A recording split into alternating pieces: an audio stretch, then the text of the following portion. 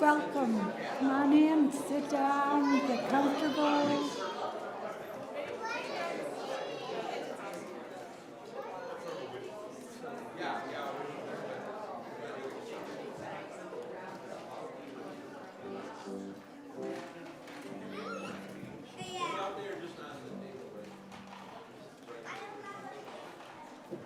The kids are getting all settled.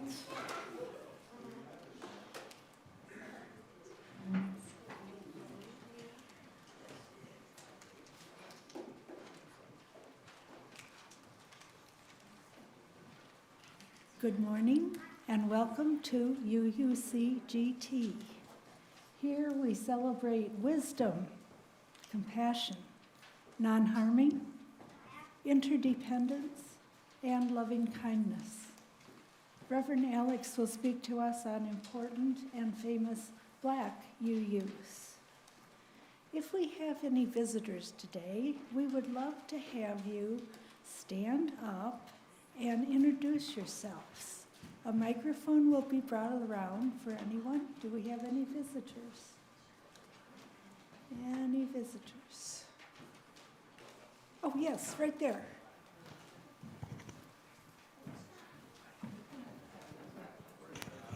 I'm Alan Duncan. Jan Duncan. And we're from Ann Arbor and First UUAA. Oh, okay, good. Yeah. Yeah, yeah.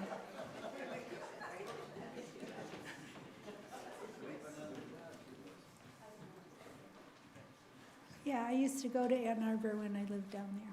So, anybody else? Oh, there. My name's Kimberly Wade, and I'm from Columbia, Missouri, and am part of a UU congregation there. Wonderful. Thank you so much. I'm visiting for a couple of weeks. Yeah. Great.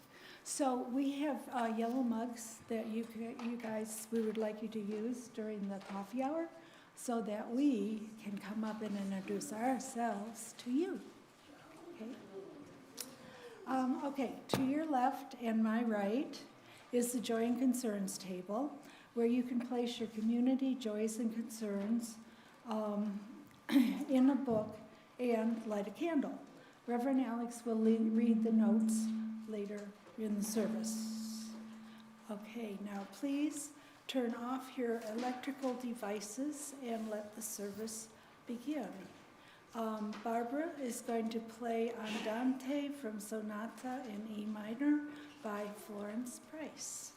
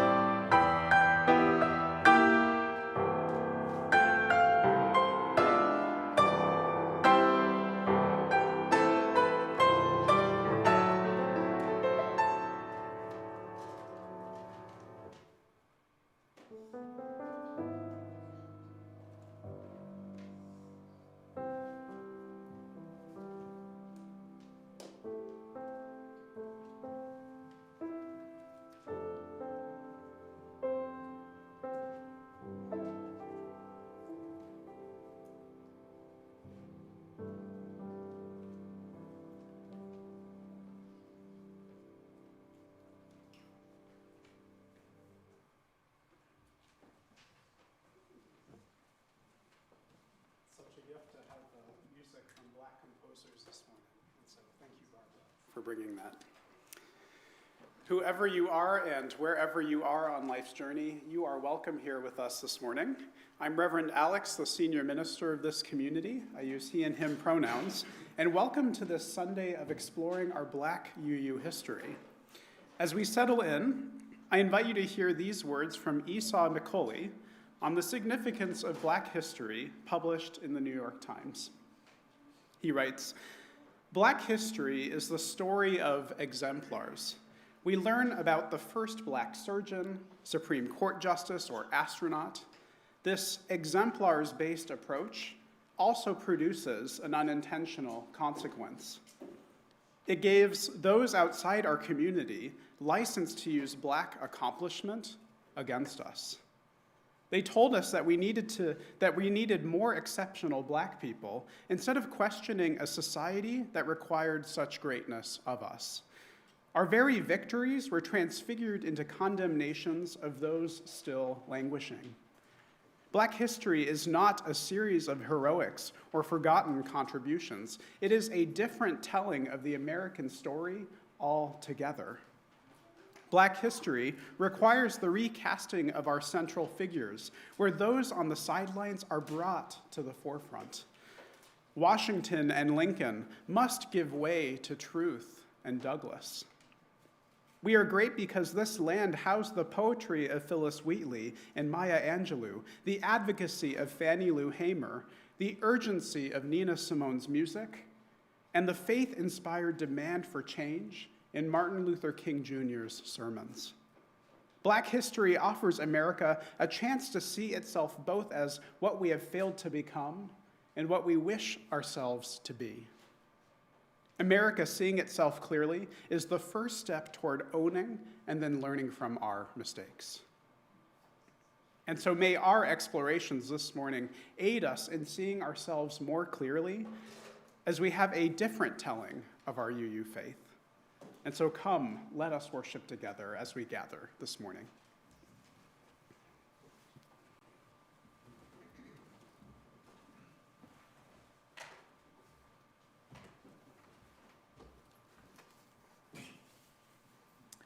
Okay, we light our chalice this morning, the symbol of Unitarian Universalism, with these words from the Reverend Paul Sprechter. We light this chalice in memory of the courage of those who have struggled for freedom, the persistence of those who have struggled for justice, and the love of those who built beloved communities to carry on the light of hope. Now relax and let the sound of the sounding bowl relax you even more.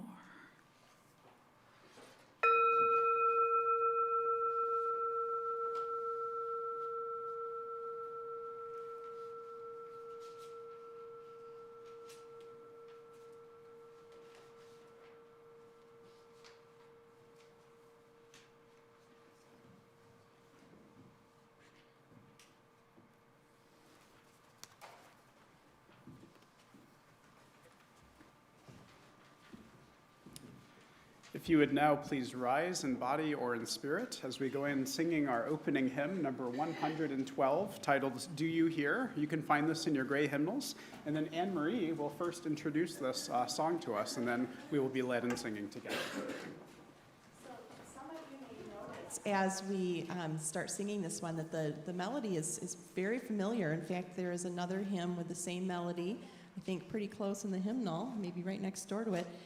The interesting part about this particular rendition for us this Sunday is the harmonizer of this piece, Eugene Wilson Hancock, and his significant contributions to the body of musical works by African American composers. So if you have a little time or thought about that later in your day to research him and to think about how music composition and harmony can contribute to our African American culture as well.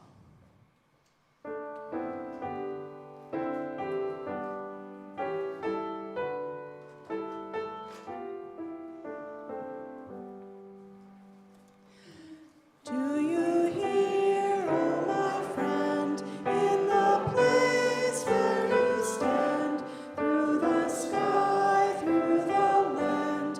Do you hear, in the heights on the plain, in the vale on the main, in the sun, in the rain? Do you hear,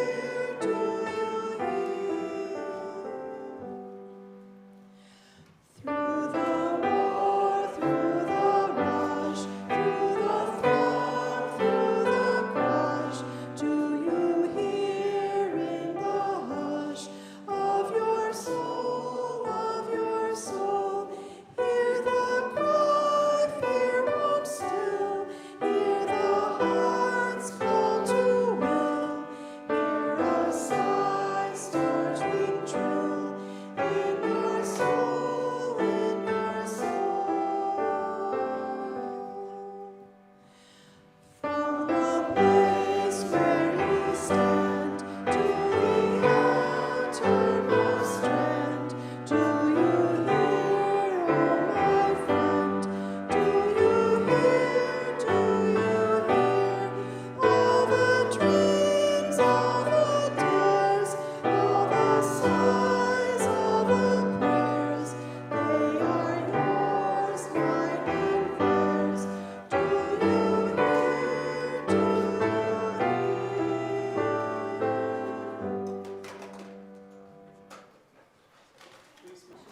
Addiction.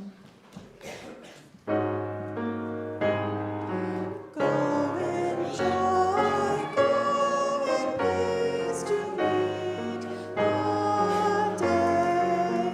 With open hearts embrace life's wonder. We will guide you, we will love you on your way.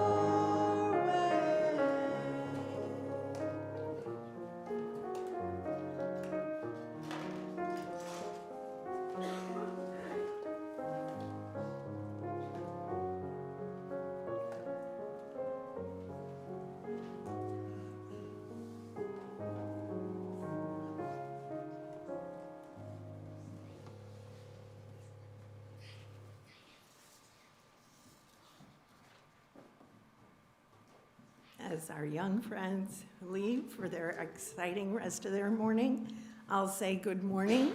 I'm Chris Walter. By now, most of you have received the e-blast containing all the information you need to know about this year's annual budget drive. But if you have questions or comments, please reach out to me or any member of our stellar budget drive team. Peter Brower, a fairly new member of our congregation, Dusty Culton, you can reach him by email while he's out of town, Reverend Alex, Alan Ritter, Chrissy Roberts, another new member, or Dan Tolan. And I would be remiss if I did not mention adjunct member who helped us create the trifold leaflet, Rick Walter. Some printed packets are available on the tall credenza in the front hallway, primarily for people without reliable computer or printer availability. The theme we chose this year, Fulfilling Our Vision, Our 60-Year Journey, blends the visioning process we are experiencing and the fact that this congregation was first formed as a fellowship on May 12, 1964. Think about all of the fantastic visions those UU visionaries have had over the years. And we can accomplish our visions with people power and financial power. Think about how you wish to contribute to the future of this congregation. Think about the benefits you have received from all of our caring members and friends, from our compassionate, vibrant minister, from our staff, and by being able to meet and worship in this beautiful structure. Rick and I are turning our pledge in this morning when the baskets are passed, and I'm sure many of you will be doing the same. The sooner we can act definitely helps your finance committee as they develop our 2024-2025 budget for your approval at the annual meeting, June 2nd. Thank you. And now we'll hear from Paul Jensen.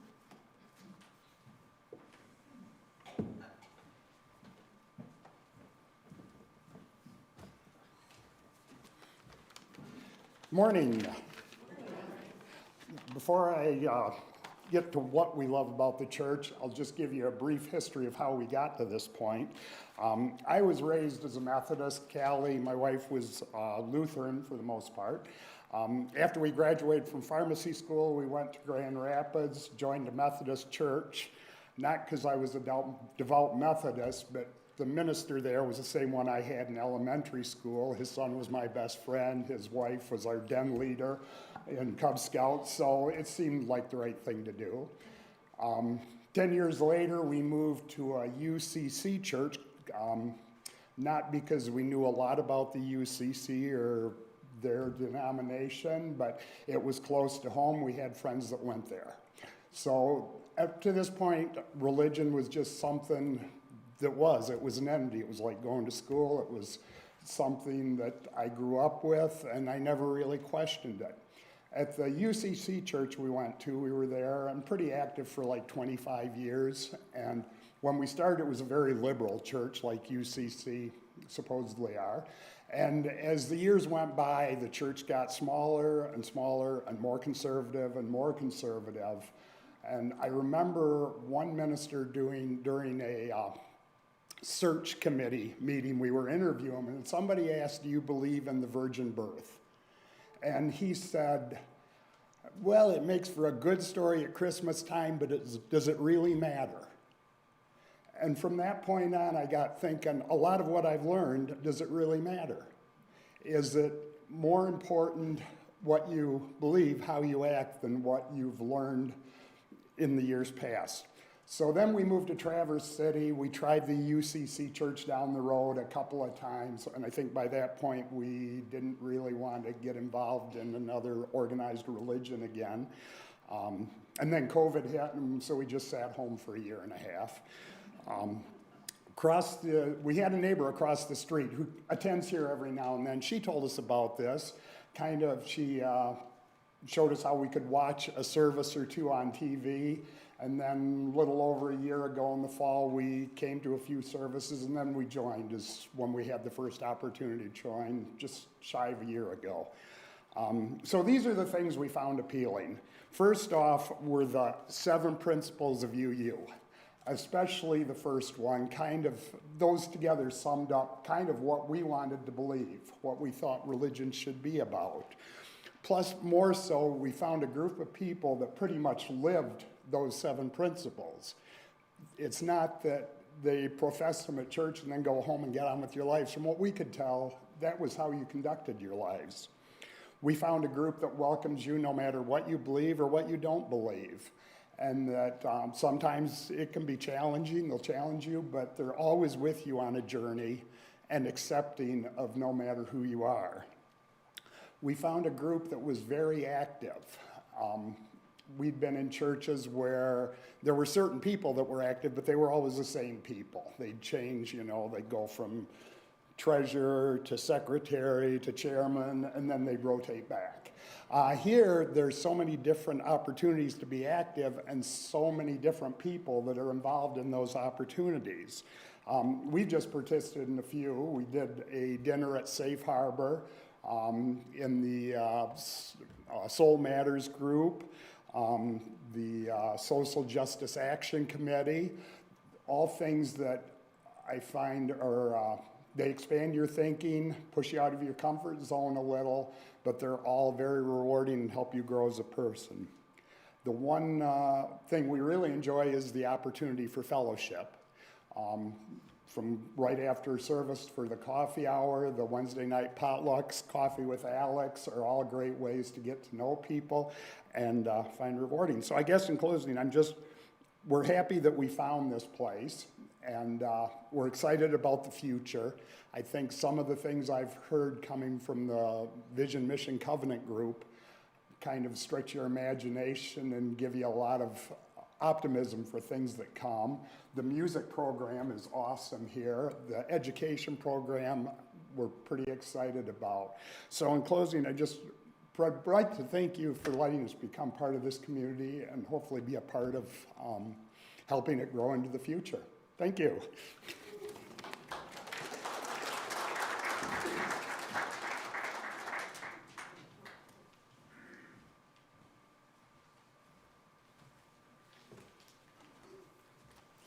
Now it's time for our offering. Both Chris and Paul have gone over some of the very important things that our church has, some things that make us all really enjoy it here. And we have a vision for the future, and we want to be able to fulfill that vision. We have a minister now, yay! And so our minister is hopefully going to stay with us and lead us into the future.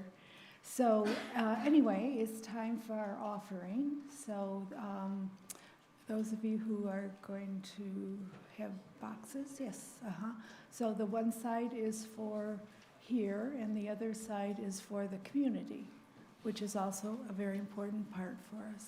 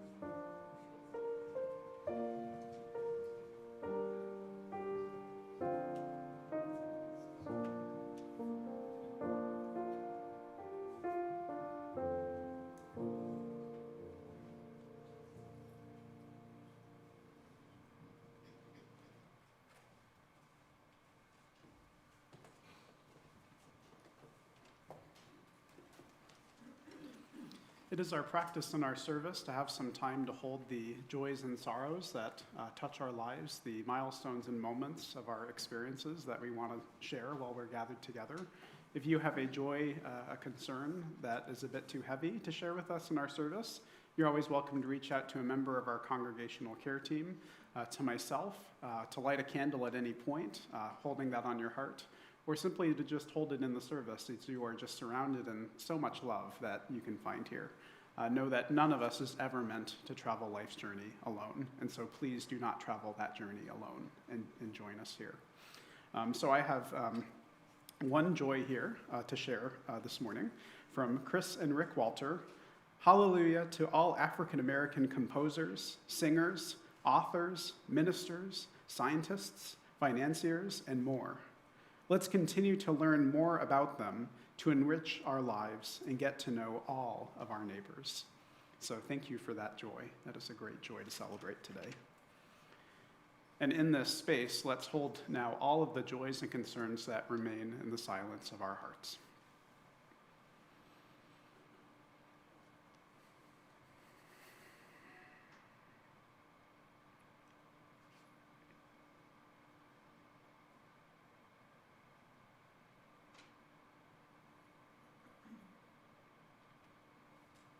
And as you feel called, I invite you to take a couple of deep breaths at your own pace as we enter into a spirit of meditation and prayer.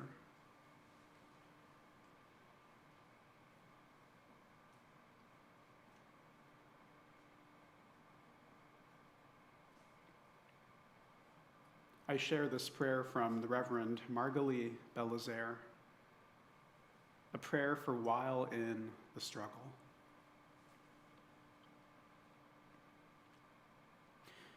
Spirit of light and love, spirit of resistance, spirit of generosity, that which serves as our conscience in this work that we do to dismantle white supremacy, to empower the marginalized, to insist that Black lives matter. We have been angered, we have been saddened, we have been pushed to the brink once more. We are also inspired and seem resolved to do better this time, to not simply get to the other side of this moment, but to get there morally healthier, to get to a safer space for Black bodies. Spirit, help us to understand that we each have a role in justice work, for our liberations are tied to one another's. Give us the clarity of mind to know what our individual part is in the struggle. That there are many ways to protest injustice. Help us to find our way and to commit to this. Spirits, we ask for guidance. Send us strength and endurance. Help us to give our all to this and hold nothing back, for precious lives depend on it. We will be imperfect, rest assured, that we will mess up over and over again, and we must do this anyway. May we summon the courage to tear down this system of injustice and get busy creating a world community with justice for all. May it be so, and amen.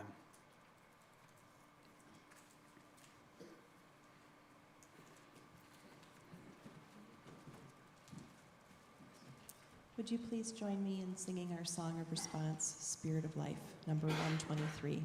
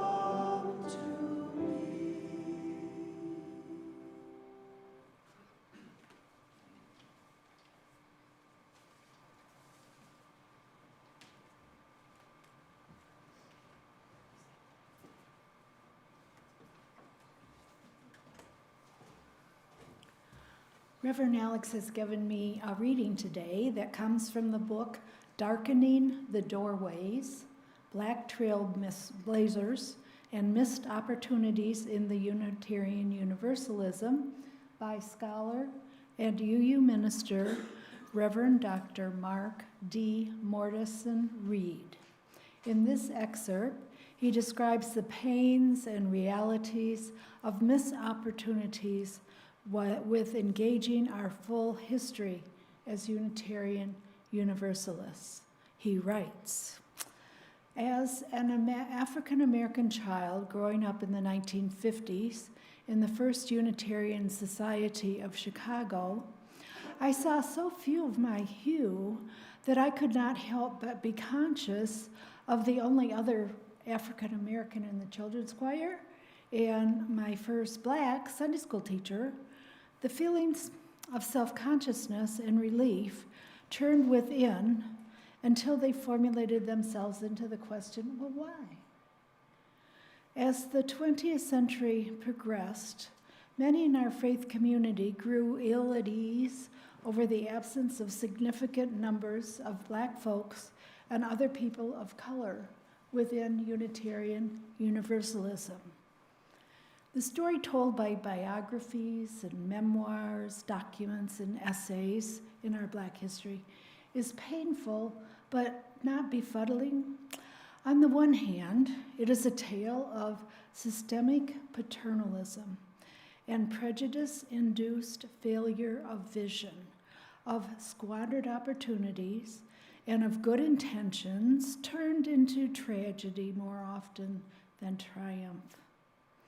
On the other hand, it is a tale of idealism and courage, intrepid allies, dogged determinism, and steadfast loyalty in the face of rejection.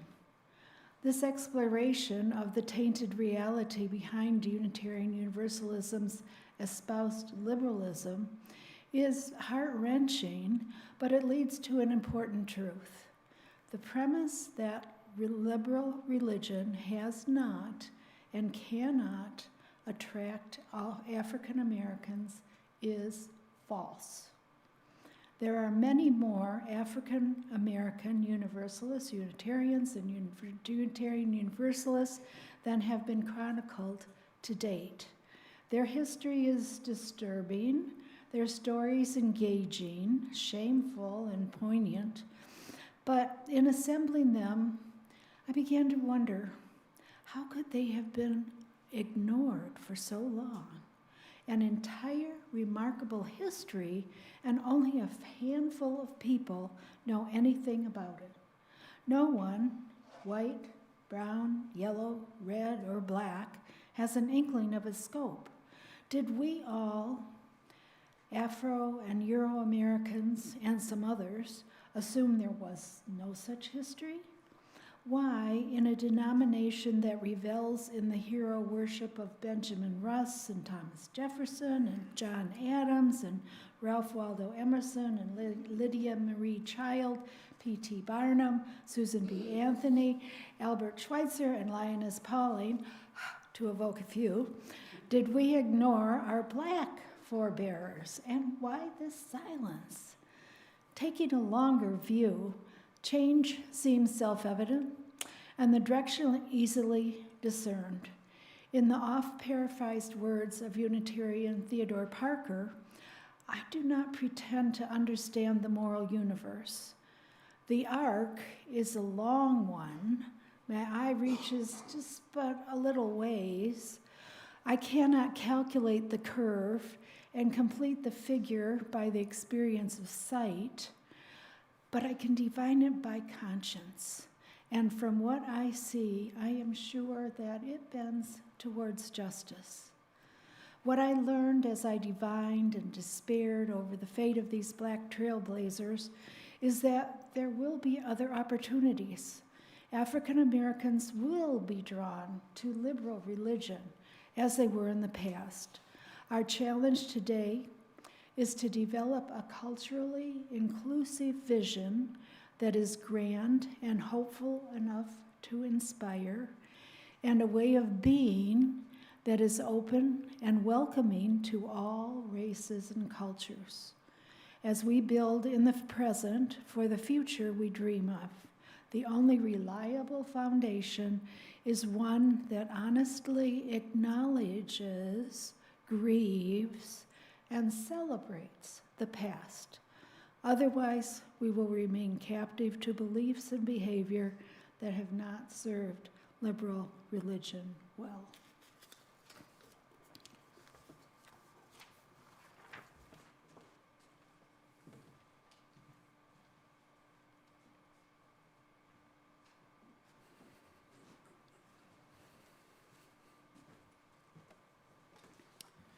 I want to start this sermon off by telling you about my favorite Black Unitarian in our movement's history, Frances Ellen Watkins Harper. You might remember her from our Queer UU Ancestors service that we did back in October. Anybody remember hearing that name? Maybe once or twice? She's also pictured on your order of service, and so if you flip to that, you can see on the cover that she is the third person from the left. She's also up here on the screen. Born in 1825, the same year that the American Unitarian Association was founded, Harper was remarkable in many ways. One of the first Black women to earn a living from her published works that spanned over 6 decades, Harper managed to combine her passions for social justice across many areas, from women's suffrage and the abolition of slavery to Black literacy and children's rights. Though what has always struck me about Harper is the way that she would write. Although she would write for primarily Black audiences, she wrote in ways that even whites could hear about the true horrors and sufferings that Black people endured under slavery. She would, interestingly enough, use biblical imagery and Protestant rhetoric to totally shift the conversation about race. Both a dual citizen in the Unitarian and the African Methodist Episcopal Church, Harper had a unique gift in building this empathy. She was a gifted writer and orator, even a possible conductor on the Underground Railroad, and yet many of us have never even heard of her name. Why is it, with someone so gifted and prolific in her writings and all of the justice work she did, why is it that we don't know her name? It wasn't until studying UU history in Boston, providing one of our grad student-powered UU history walking tours, that I first encountered Harper's name. Many of the coming-of-age teen groups on these tours would be surprised to hear about a Black Unitarian woman who left her mark on our movement's history, one of the many who so often go unnamed. Their eyes would light up and widen, sharing even a smile or a look of disbelief as they heard about Harper and her story. From our reading this morning by the Reverend Dr. Mark Morrison Reed, we encounter this same question: why don't we know their names? Morrison Reed, a scholar of UU history, posits a few answers to this question. That we must assume there is no such history in this tradition that celebrates historic figures who are so often white men. That we assume and hold the mistaken assumption that Black people aren't drawn to the life-saving message of liberal religion, that because we don't see them in our pews or read about them in our history, that their stories are simply just not there. Perhaps the answer is that we're still captive to what Mark Morrison Reed names as the beliefs and behaviors that have not always served liberal religion well. The patterns across our movement that not just enshrine whiteness and celebrate the contributions of white folks, but also keep us from the welcoming and inclusive multicultural movement that we hope to become. Spoiler alert, we still have a long way to go. Though I want to correct another assumption about the membership and participation of Black UUs across our congregations, that even if you don't see them, there are indeed many Black Unitarian Universalists. The collectives Black Lives of UU and Diverse and Revolutionary Unitarian Universalist Multicultural Ministries, also called DRUM for short, these are examples of spaces where Black UUs and other people of color gather and are fed by our faith's life-saving message of love and inclusion. So when we talk about who is not here and who is not represented in our history, it's important to not erase the thousands of UUs who are Black, Indigenous, and people of color who actually are leaning in and who are finding a home in our movement. This Sunday, for Black History Month, I want to give you a few underrepresented stories in our movement's history that I expect may be new to some of you. While the image on your order of service cover features 4 people from this history, those on the cover all happen to be Unitarians. You can see their names here. And this sermon would feel a little bit incomplete without nodding to our Black Universalist roots as well. And so we'll cover some other stories beyond these Black Unitarian folks' names and faces. But nevertheless, in preparing for this service, my hope is to go beyond just a retelling of this history. I invite you to engage with this history, to find yourself in the midst of these lives and stories. I hope we can go beyond listing a series of heroic or forgotten contributions and instead do a different telling altogether. A telling where we can see both what we have failed to become and who it is that we wish ourselves to be. So in the midst of holding both of these pieces, how we have failed and who we are still yet becoming, I want to turn to another Black Unitarian ancestor, the Reverend Egbert Ethelred Brown, who you can see pictured up here. Brown, who you can also find on your order of service cover as the 4th person from the left, he was actually the first Black man ordained as a Unitarian minister. He was a contemporary of Langston Hughes, Billie Holiday, Duke Ellington, and many others of the Harlem Renaissance. Though Brown was also Jamaican-born, he founded a Unitarian church there in Jamaica that survived until the AUA ended its funding, just as the AUA also ended its funding to the Iowa Sisterhood, the first group of women Unitarian ministers.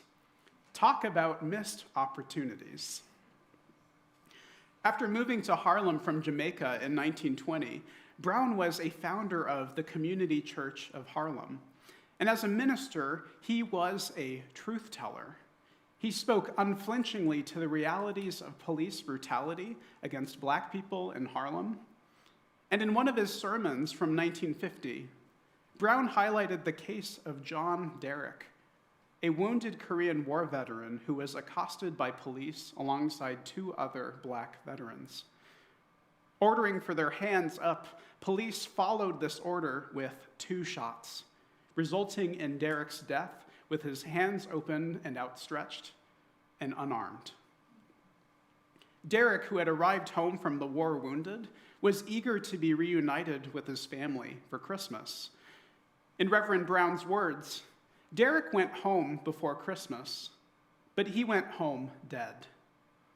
His grief-stricken parents received his lifeless body as a gruesome gift from the police department of New York.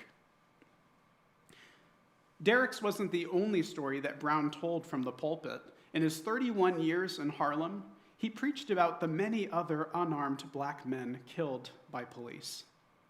A story that reminds us that history repeats itself with our present-day struggles for justice for unarmed Blacks killed by the hands of police.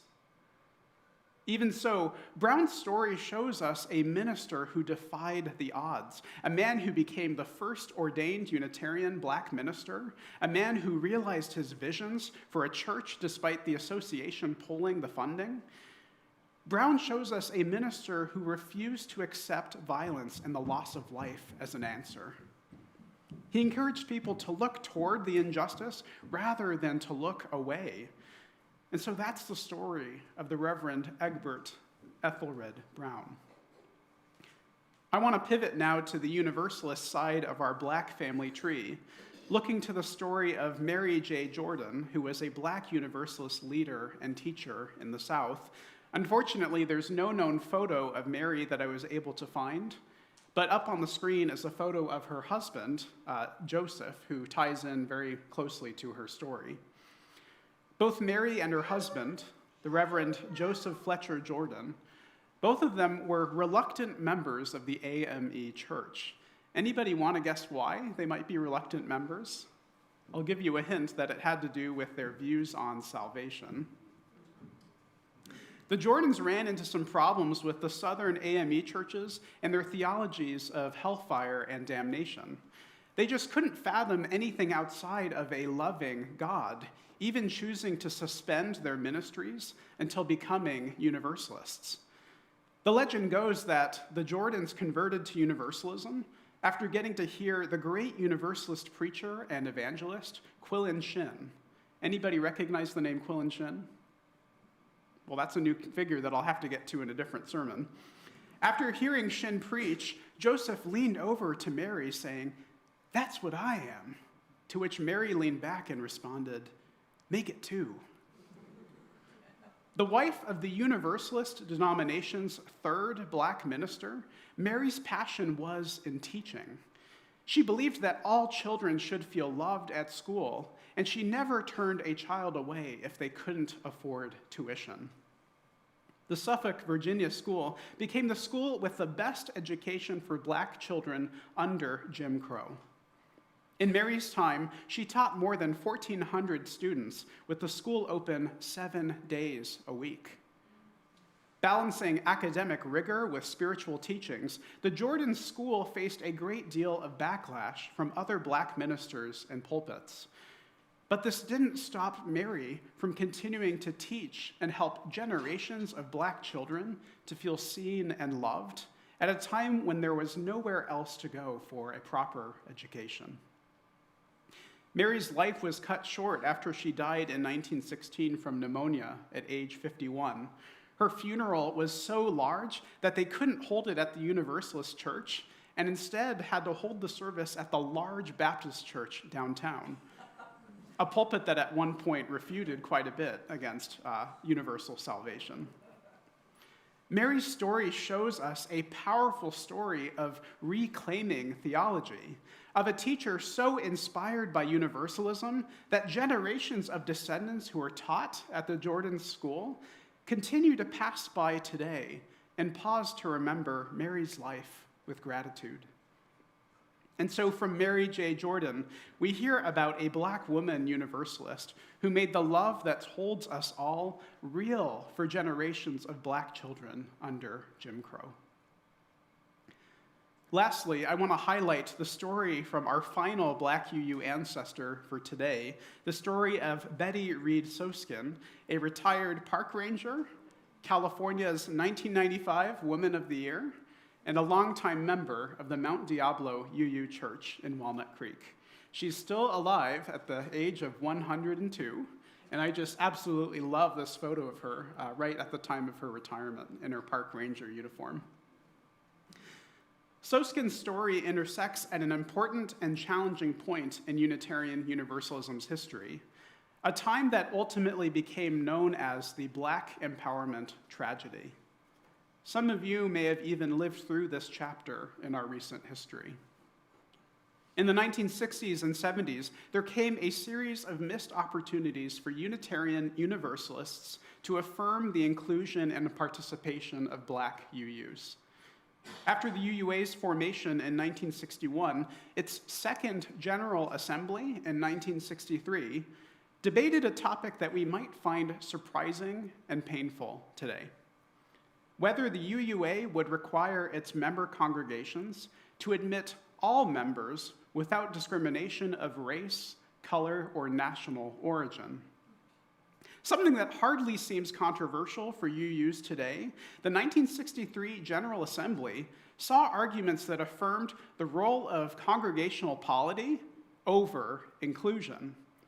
That the UUA couldn't require its member congregations to admit members without discrimination because it went against the right of local congregations to decide whether they'd like to discriminate. That's essentially what that whole meeting meant. After it failed the required 2/3 vote, a softer resolution passed the General Assembly, gently reminding churches and fellowships of their ethical responsibility to not discriminate in their membership. Isn't that sweet? Following the March on Selma, UUs were galvanized toward racial justice and created an emergency conference to support our racial justice efforts. In 1967, a Black UU caucus was formed and demanded a UUA-sponsored Black Affairs Council to be established and funded at $250,000 for 4 years. In the end, the UUA's Board of Trustees discovered that all of their discretionary funds were depleted. And after committing to the funding of the Black Affairs Council, the money ran dry. Black UUs and allies felt burned by the UUA's inability to fulfill its promises. In reflecting on this painful time, Soskin shared about what it felt like to be at those meetings within her many intersections of identity. She writes, "It has something to do with all of the people that I am. My Black, my woman, my mother, my person. I arrived in Chicago pretty well integrated within my being. Now, my Black wants to fight." Soskin's story highlights how our Black UU history is still being made, how organizations like Black Lives of UU and Drum are vital ministries for those who so often feel invisible in our congregations. Black UUs have always had to fight for support and full representation within our association. We must not forget that this work isn't over, that to fully see a diverse, multicultural Unitarian Universalism, we have to create it, to build it, and yes, fund it. So to close, I want to leave you with a message of hope in the midst of all of these missed opportunities. The good news that Morrison Reed reminds us that there will be others who come after who are drawn to our liberal faith. Others that we will have a new and renewed opportunity to support and include in our tradition. By not knowing our Black UU history, we have embraced a false narrative of who we are, one that isn't full until we tell their stories and remember those Black UUs who have gone before. We must not just stop at retelling this history, we must actually live into and learn from the lessons of these missed opportunities. As we rediscover more of our UU story, of the stories of Francis Harper and Egbert Brown, of Mary Jordan and Betty Soskin, may we find that their stories are indeed our own. There is no Unitarian Universalism without Black UUs, without Black history, without Black voices. As we endeavor to create the beloved community, may we remember that this history is our history too. May it be so, and amen. I now invite you into a moment of stillness.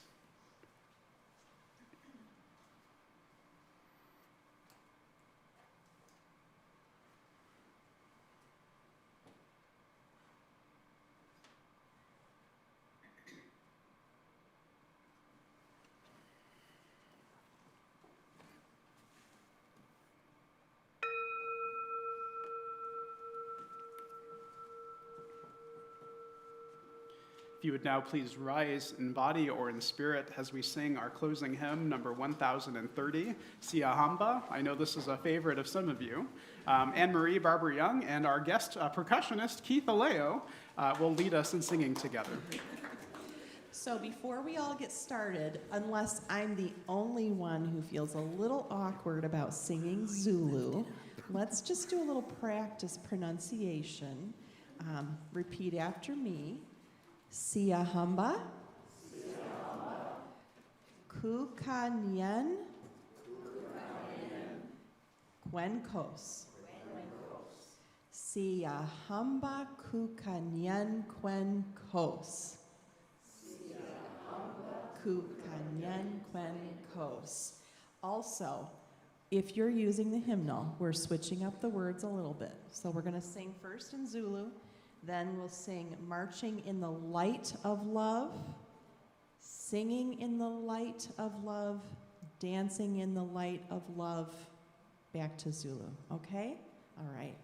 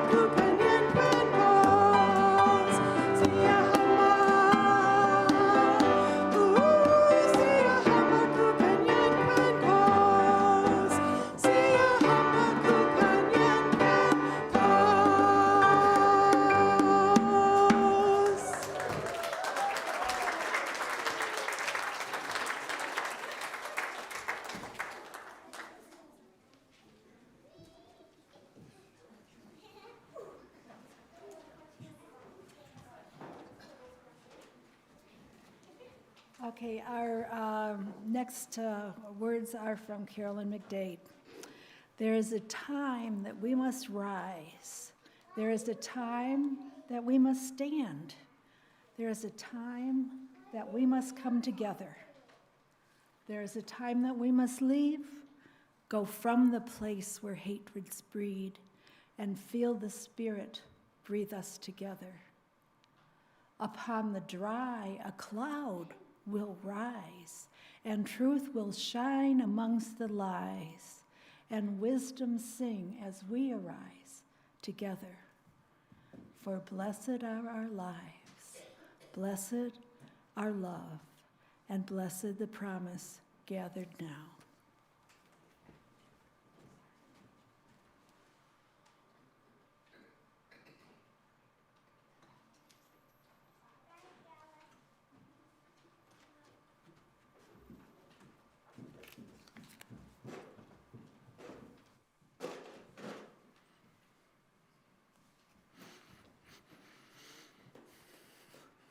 We've said bye-bye to our chalice, so that's good. I just have a couple of very quick announcements. I know that we're going a little over, and then I'll let you go. Our afterthoughts, our new sharing and listening circle group that's starting up on the third Sunday of each month as kind of a way of going deeper into the Sunday service or going deeper into the monthly theme. That's going to be happening today from 12 to 1 here in the sanctuary. So if that interests you, go ahead and get a cup of coffee, stretch your legs, and then join us back here for afterthoughts. And then a note that we have an upcoming UU orientation coming up on March 3rd after the Sunday service. And so this is a chance to learn about the pathway to membership, to learn about how to get more involved, to just see about all the different offerings and opportunities here at UUCGT. And then we'll be holding a new members welcoming service on March 17th. So those of you interested in becoming members, you have a little bit of time to get those requirements finished before you become a member. And I just wanted to put that on your calendars as well. If you feel willing and able, I invite you now to rise and to join hands with one another. Remember that we have this lovely sign of outstretching the hands for those joining us online, but those also here in the sanctuary. This is the sign of please do not touch me, so please respect it. Please respect it. All right. I think we've been pretty good about this. So make sure you're linked up and you're part of this collective that is now joined. And in the spirit of covenant, community, and commitment, and in the spirit of telling our history, all histories, may we be made ready to serve one another and to create the world we so desperately dream of. Pass a little squeeze, maybe do a little wave or something, and go in peace.